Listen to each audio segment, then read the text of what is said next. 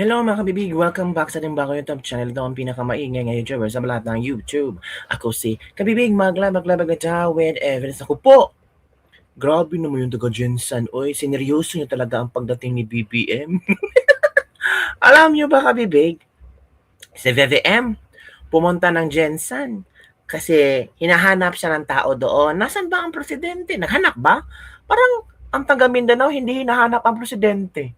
'Di ba? Kasi ang daming mga tumutulong oy sa taga Mindanao. Ito kabibig, si BBM kasi nagpa-epal-epal ba, nagpunta sa Jensan. Naku, pinalayas. Pinalayas at sinigawan pa na ibalik mo ang ninakaw ng bayan. Hala, VVM. Strike 1 pa yan ha. Hindi ka pa nakaabot ng strike 10.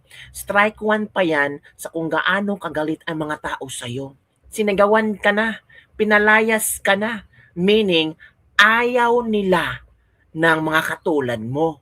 Naku, delikado yung mga ano ba, sa 2028 kung merong eleksyon, naku, yung mga kandidato ni BBM, wag talaga kayong pumunta ng Mindanao at Visayas. Makakuha kayo ng boto pero konting-konti lang. Yung parang ano na ba, pang giveaway lang. Oo kabibig kasi gigil ang Visayas at Mindanao. Lalo na yung mga supporters ni Pangulong Duterte. Hindi mo matatakpan ng ayuda yung mga supporters ni Pangulong Duterte na nasaktan, na pinadala, kinidnap mo si Pangulong Duterte papuntang ICC. Kung akala mo matatabunan yan sa ipamimigay mong ayuda, kung ilang libo-libo yan, hindi BBM. Kasi nakaukit na yan sa maraming DDS, sa maraming supporters ni Pangulong Rodrigo Roa Duterte. Mindanao, Duterte, lugar na yan eh. Plano pa nga ang mga taga Mindanao kung pwede daw mag-Republic of Mindanao sila. Kakala sila sa Pilipinas kasi ayaw nila yung pamalakad ni BBM. At isa sa mga ebidensya na talagang hindi nila gusto si BBM, ay nako, sinigawan talaga si BBM mga kabibig. Sinigawan, pinalayas, alam ba kung, isauli mo yung ninakaw ng bayan. Isauli mo, magnanakaw ka. Ganun ka, bibig. Grabe. So hindi na talaga nakontrol ng mga tao ba ang kanilang emosyon nang nakita na si BBM. Baka sila, this is our chance na para maramdaman ni BBM kung gaano kami kagalit sa kanya. Uy, grabe na. O, ito ang bibig, oh. I-share ko sa inyo ang nakita ko, ang nabasa ko. Baka, para sabihin nyo namang totoo ang ating mga chika-chika. Sabi mo, kabibig na chika-chika ka, fake news ka talaga. Ito. Pulse Pilipinas, Jensanons chanted against BBM during visit to earthquake-hit areas. Ayon sa mga ulat at videos na kumakalat online, ilang residente sa Jensan ang sumisigaw ng mga panawagan habang dumaraan si Pangulong Bongbong Marcos Jr. sa kanyang pagbisita sa mga lugar na apektuhan ng malakas na lindol. Kabilang umano sa mga narinig na sigaw ay, ibalik ang kaba ng bayan, ibalik mo ang pera namin, Duterte, Duterte, Duterte at hirap na kami. Lumabas ang mga sigaw habang nasasagawa ng pagbisita ang Pangulo sa mga komunidad na naapektuhan ng magnitude 7.8 na lindol sa Mindanao. Samantala, wala pang opisyal na pahayag mula sa Malacanang kaugnay ng mga sigaw at reaksyon ng ilang residente sa naturang pagbisita. Patuloy namang nakatuon ang mga relief at recovery operations sa mga lugar na sinalanta ng lindol habang libo-libong pamilya ang nagsisikap na makabangon mula sa pinsalang dulot ng sakuna. Nako po. Tanang mga ayuda dili na gikan sa mga ko, kwarta na sa mga tao. Ilang residente ibig sabihin konti lang sila. Ay, hindi mo alam. Di na natabla ng kay bangag o walay uwaw na face. Correct, ang Mindanao ang malaking ambag. Maong dili jud sila mosugot nga mag-separate ta. Tama lang.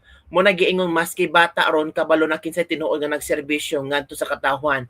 Ingon man ang sa ordinaryong mga tao. So ito ang video kabibi, baka sabihin niyo gawa-gawa ko. Ito ang video. Oh, tanawan ninyo, nagkaguli ang mga tao dire para lang sa ayuda. Bumisod na kayo, Pilipinas! Sabi niya, nagkagulo na ang mga tao dito dahil sa ayuda kasi hirap na ang Pilipinas. Naglisan ka din, Pinili! Sa naman taon mo! BBM! Ibalik ang kabalang bayan! Oh! Ibalik ang mong kwarta!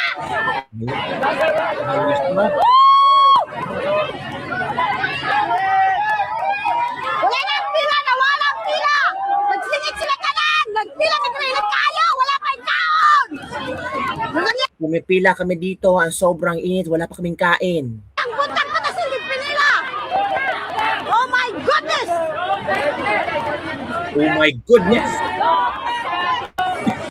Again ha, balikan natin. BBM! Tanawan ninyo, nagkaguli ang mga tao dire para lang sa ayuda! Umisod na kayo, Pilipinas! Naglisan ka din, BBM! Sa naman taon mo! BBM! Ibalik ang kabalang bayan! Ibalik ang kaba ng bayan. Ibalik ang mong kwarta! Ibalik ang pera namin.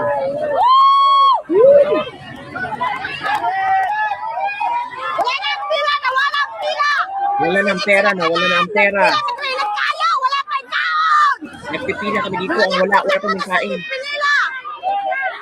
Oh my goodness! Oh my goodness. Yes, sigaw Duterte. O, eto naman ang komento ng mga ilang netizen after na nakita. BBM yun, nagkakalat. Kani ang dapat gawa sa mainstream media, pawang katuhan lamang.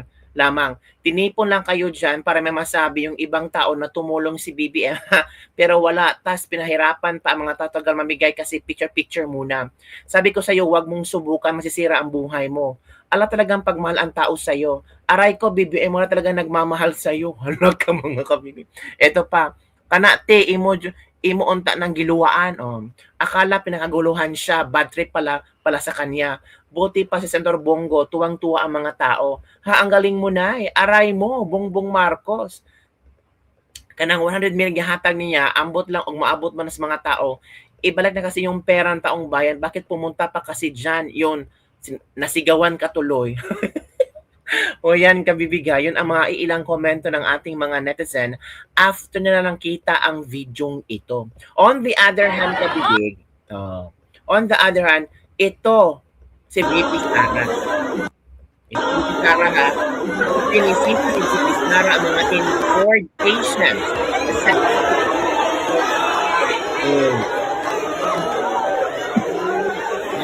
Sara.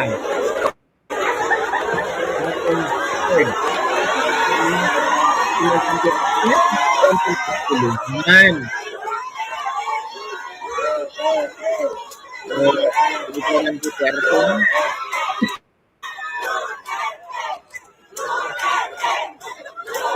Ayan.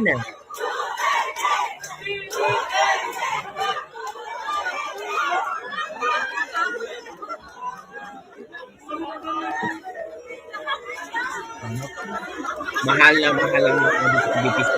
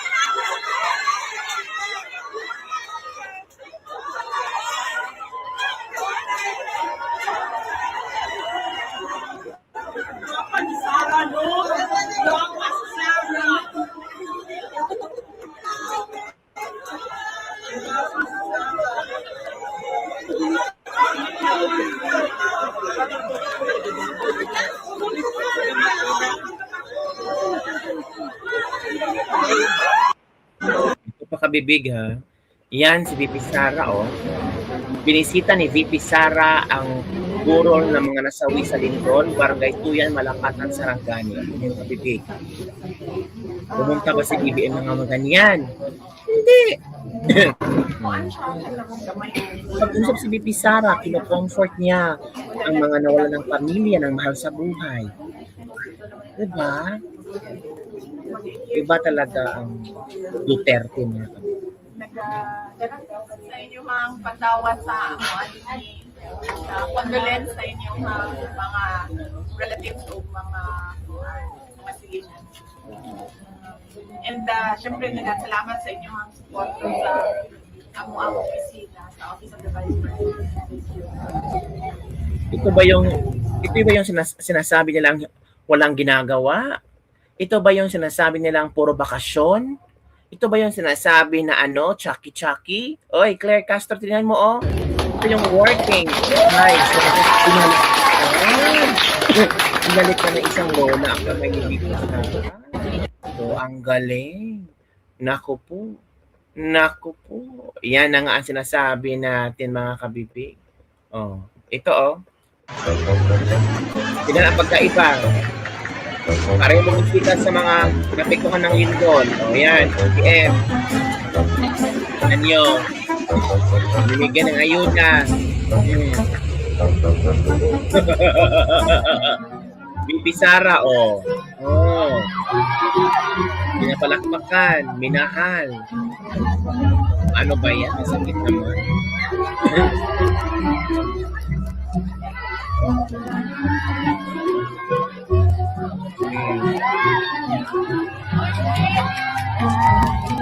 Diba?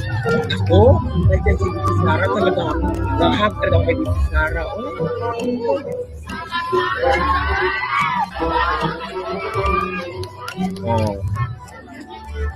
Nakita nyo ang diferensya, ha? Nakita nyo na ang diferensya, mga kapatid. Diba? Ito, oh.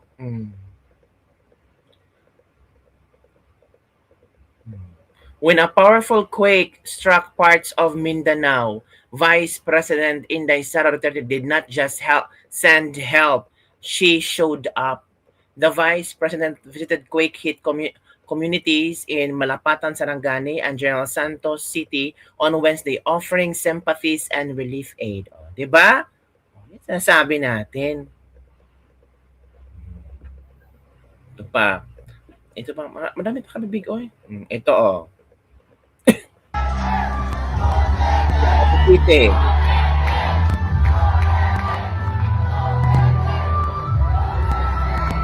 Tingnan niyo. Nako dyan. May kinisay ko sa Sara yan. Dami.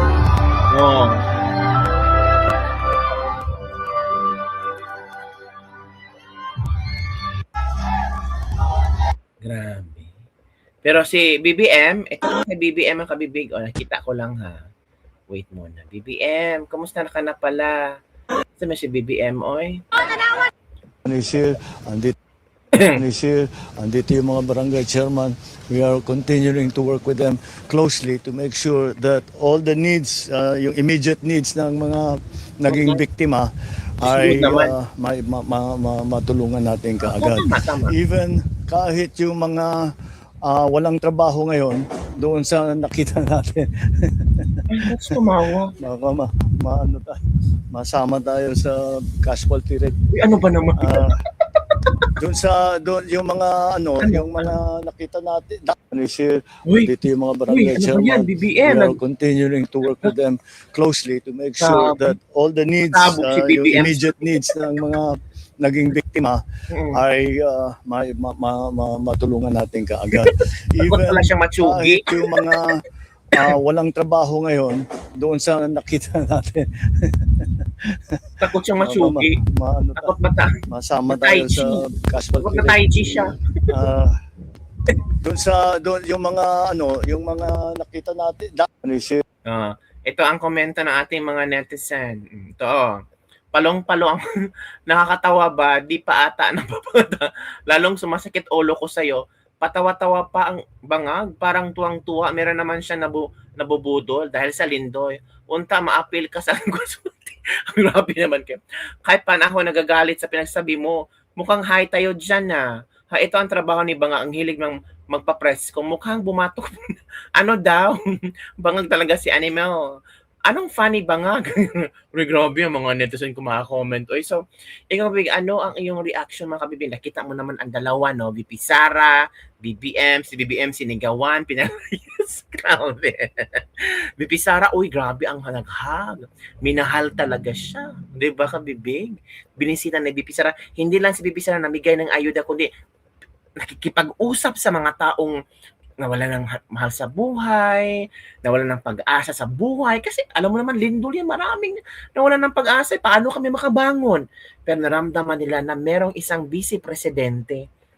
She showed up and gave sympathy to the people. Talagang ramdam nila na meron tayong vice presidente at wala tayong presidente. Huy! Huwag naman kang ganyan kabibig. Hindi lang baka maka-casualty. Ano ba naman yan? So yun lang kabibig ang ating latest lebak-lebak for today. Don't forget to like, subscribe, and share this video para sa mga trending news na ating pag-usap-usapan. Bye everyone! See you next time!